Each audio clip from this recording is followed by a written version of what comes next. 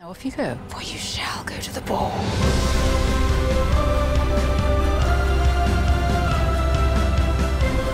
They're all looking at you.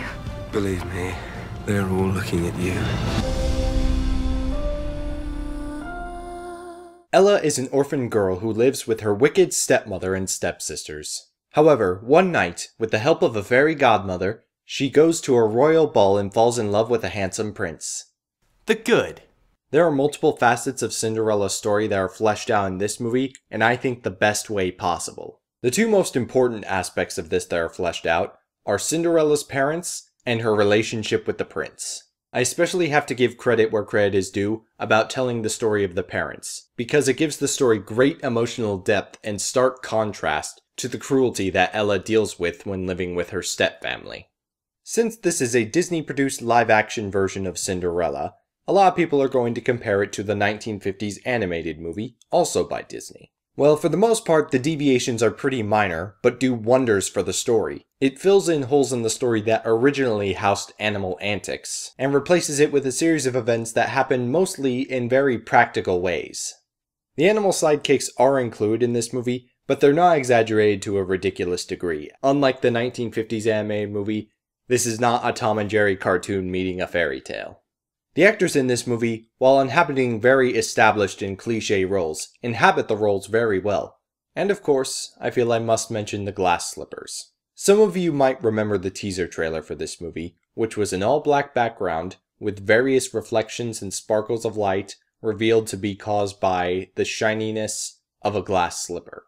Down to its basic elements, I imagine no one is surprised that that was the teaser trailer because it's the glass slipper, a staple of Cinderella. But I really do believe, based on what I saw in this movie, the lighting, the presentation, the glass slippers have never been more beautiful than they are in this movie.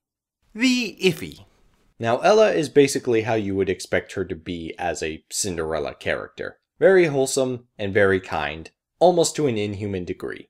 And this might get overwhelming for people who just can't handle too much goodness in a person to the point that it seems inhuman.